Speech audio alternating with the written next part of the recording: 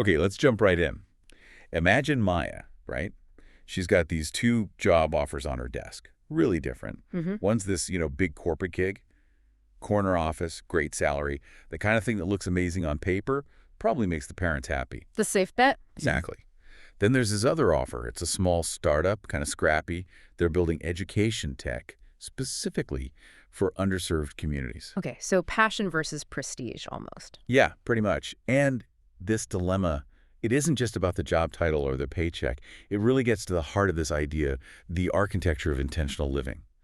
How do you consciously build a life that feels genuinely yours? Right. Because that startup, well, it promises something else. Maybe uncertainty, sure. But also that feeling of waking up excited on a Monday, feeling like you're making a difference. And that's fascinating, isn't it? How Maya's internal compass, her gut feeling, seems to be pulling her towards meaning, towards impact, even if it means less conventional success. It really highlights this core idea from the source material. Intentional living isn't necessarily about finding the perfect choice, like some objectively best option exists. It's about finding the aligned choice. Aligned. I like that. Yeah, the one that resonates with your deeper values, your purpose, that feeling the source talks about, feeling most alive. It rarely comes from just taking the easy road or the one that impresses others. Right. It really blossoms when your choices, big and small, start syncing up with who you actually are inside. That becomes the foundation, the cornerstone for building an authentic life. Mm-hmm. Okay, so Maya has this choice, this alignment potential. Yeah. But, knowing what feels aligned doesn't always make the choice easy, does it? Not at all. Which brings us to this paradox. We're surrounded by advice, right? Productivity hacks, life strategies, happiness tips. It's everywhere. Information overload. Constantly. Yet actual transformation, actually changing how we live. It seems, well, pretty rare for most people. We all know exercise is good for mood, good for health. But how many of us are hitting the gym consistently? Right. The knowing-doing gap. Exactly. Or we know deep relationships matter, they're vital. But then we find ourselves just scrolling through social media instead of having that real conversation. Mm-hmm. We even recognize that meaningful work feels better, long-term, than just high-paying, busy work that drains you. But we stay stuck. So why? Why is there this massive gap between what we intellectually understand and how we actually live our lives? That's such a key question. And it's definitely not just about being lazy, though we sometimes tell ourselves that story. Yeah, that's the easy explanation. Right. The source makes this really powerful point. Knowledge by itself, it changes nothing. Understanding, real understanding, only takes root when you act on that knowledge. Okay. It's the action that turns, let's call it borrowed wisdom, stuff you've read or heard, into earned wisdom, something you know in your bones because you've lived it. Ah, earned wisdom. I get that. Like you can read about setting boundaries. Exactly. You can read about saying no, nod along, think, yeah, that makes sense. But you only truly get it, like viscerally understand it, when you actually say no to something you don't want to do and feel that wave of relief or freedom. Yes. That feeling is the proof. That emotional shift is the learning. Often, though, we're caught in this internal battle. Our brains are kind of wired for immediate comfort, that quick dopamine hit from scrolling, over the delayed gratification of, say, having a difficult but necessary conversation. The path of least resistance. Totally. Or sometimes, honestly, it's just cognitive load. We face so many decisions, so much information, it's overwhelming. It leads to this decision fatigue, this paralysis where doing nothing feels easier. So you just freeze. Yeah. But one way to kind of hack this, to bridge that gap, is using what psychologists call implementation intentions. Simple if-then plans. Like what? Like, if I feel the urge to check my phone during dinner, then I will ask my partner about their day instead. It pre-wires the action, takes the decision out of the moment when you're tired or tempted. Gotcha. So you decide before the moment hits. Precisely. It helps overcome that inertia. This ties into something else the source talks about. How we're basically storytellers. Just especially about ourselves. But maybe not always accurate storytellers. Oh, definitely. We're masters of narrative construction. Right. Like we think we understand why we do things, but the source suggests we're maybe not great at seeing our true motivations. We create these elaborate stories, often self-serving ones. The example given is someone quitting their job after one bad meeting, calling it the final straw. But the reality, maybe they were mentally checked out for months, kind of subconsciously setting the stage for that dramatic exit. Yeah, looking for the trigger that justifies the feeling they already had. Or the student who procrastinates endlessly. The story they tell is, I ran out of time, but the underlying truth might be fear of failure, so blaming time feels safer than admitting they didn't try their hardest. Why do we do that? Why these sometimes slightly dishonest narratives? It's fascinating, isn't it?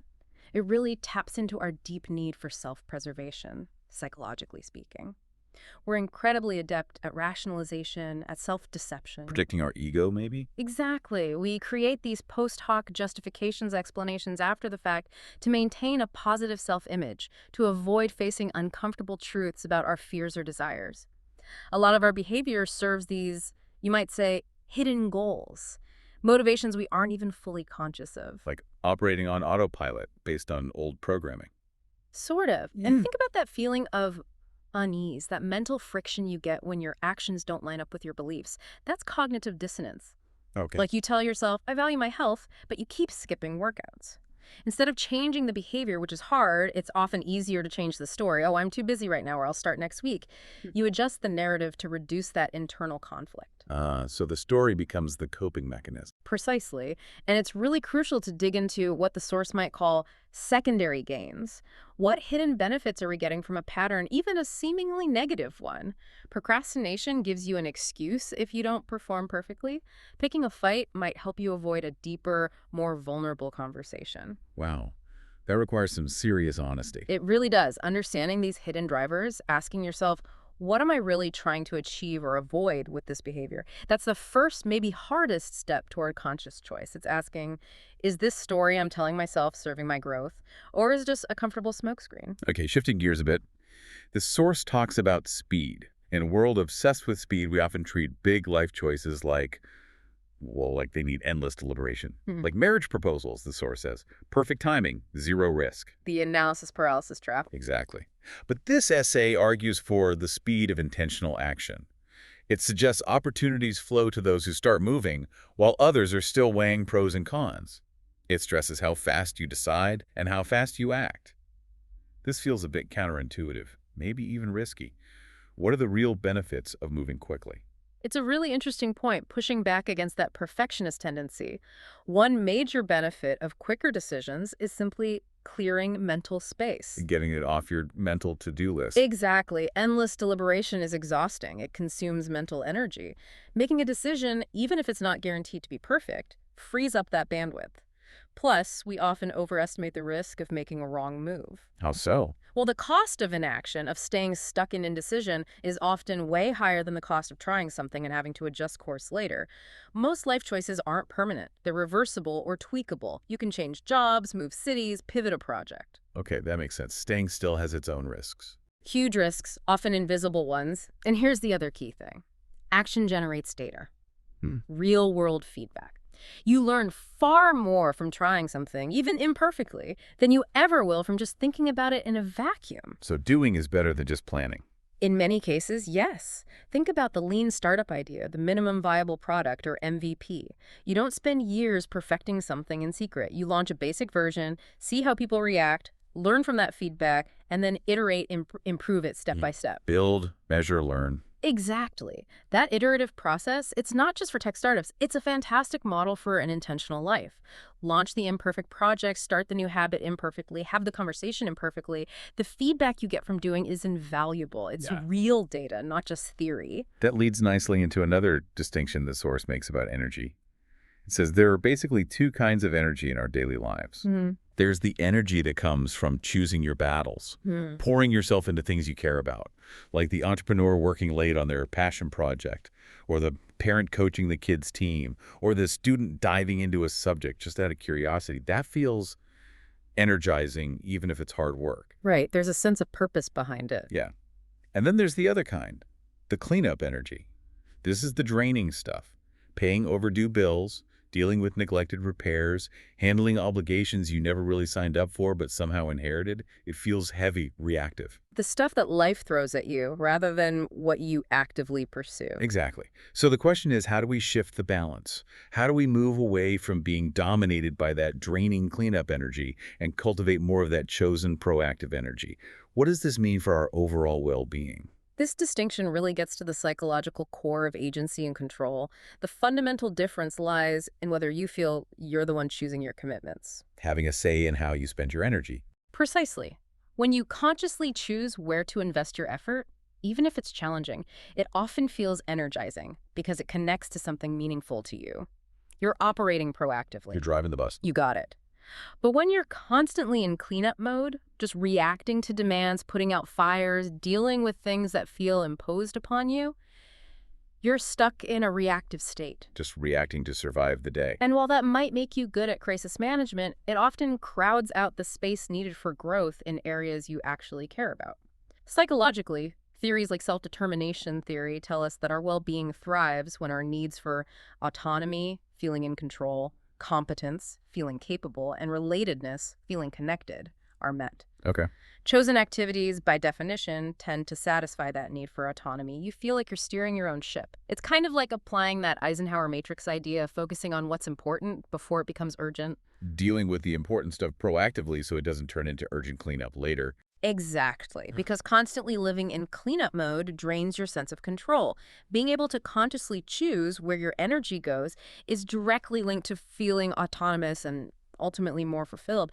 It's the difference between being the architect, designing your life, or just being the repair person, constantly fixing leaks. I like that analogy, architect versus repair person. Now, there's this other really beautiful idea in the source, the archaeology of growth. Sounds intriguing. It is a lovely concept. It suggests that intentional living isn't always about seeking novelty, but sometimes about returning to the same experiences, but for different reasons, like rewatching a favorite movie, rereading a book, visiting a meaningful place, even reconnecting with old friends. The point isn't just nostalgia, though that might be part of it. It's about using that familiar thing as a mirror to see how you've changed, to understand your present self by noticing what's different in your reaction or understanding this time around. Can you unpack that a bit more? It's a really profound way to think about self-awareness and growth. What's so fascinating is how your own evolution changes what you find in these experiences. How so? Well, the same book, the same film, the same memory can hit you completely differently depending on where you are in your own life. You bring your new experiences, your changed perspectives, your, hopefully, increased wisdom to it. So you see new layers. Exactly. A character in a novel you're related to in your 20s might now strike you as naive. Or maybe you finally understand the motivations of a character you previously disliked.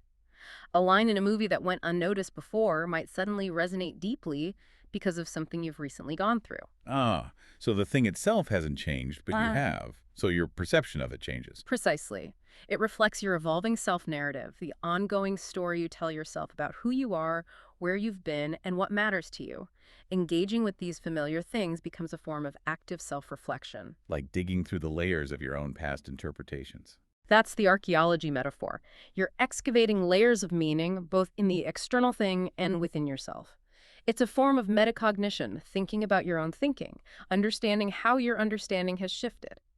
Just like complex life experiences, great stories often reveal more upon repeated encounters. Practical ways to do this: journaling about these re-experiences, or just taking time for conscious reflection after revisiting something significant. It helps you see the trajectory, not just the snapshot. Yeah, it allows you to see not just how far you've come, but maybe also notice patterns or themes that suggest where you might be headed next. It's a powerful tool for self-understanding. Okay, so let's try and weave all these threads together. We've talked about alignment, the knowing-doing gap, the stories we tell ourselves, the speed of action, the types of energy, and this archaeology of growth. What does it all mean for actually building your own architecture? Yeah, how does it all come together? It seems clear the source isn't handing us a perfect blueprint, right? Yeah. It's not like follow these 5 steps for an intentional life.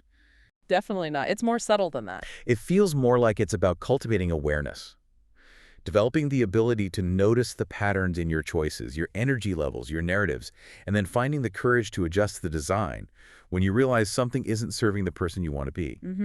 Ongoing adjustment. It really seems to start with that honest self-examination we talked about, asking those potentially uncomfortable questions. What goals are my current actions really serving? Underneath the surface story, is my day dominated by chosen energy or reactive cleanup energy? Am I stuck in analysis paralysis, or do I move from decision to action reasonably quickly? What narratives am I running about why I do what I do? Those are the critical diagnostic questions. And thinking back to Maya at the beginning, her choice between the corporate job and the startup isn't about one being universally better. It's about which one is more deeply aligned with her current values, her vision for her life, the architecture she wants to build right now. Exactly. And zooming out, that really underscores the main message. Intentional living isn't a final destination you reach. It's not like you build the perfect house and then you're done. It's a process. It's a continuous process. Your architecture, your life structure will evolve as you evolve. Your priorities might shift. Your understanding deepens. Your circumstances change. The key isn't to lock into one rigid plan, but to maintain that ongoing practice of self-examination. Checking the foundations, Yeah. making sure the walls are still sound for who you are now. Beautifully put, consistently asking, are my current choices, my current structures genuinely serving the person I aspire to become? Or am I just operating on autopilot, meeting old expectations or maintaining stories that no longer fit? Right. The architecture of an intentional life is never truly finished because you are never truly finished growing. But the goal remains consistent, to consciously create the conditions, the space, the freedom, the alignment that allow you to become the person you're capable of being. To build a life that feels authentically, intentionally, and meaningfully yours. So, as you go about your week, maybe something to think about is this. What's one small, conscious choice you could make, maybe even today, that would start to shift the architecture of your life, even just a tiny bit, closer to the person you genuinely want to become? And, perhaps just as importantly, if you find yourself not making that choice, what story might you tell yourself about why?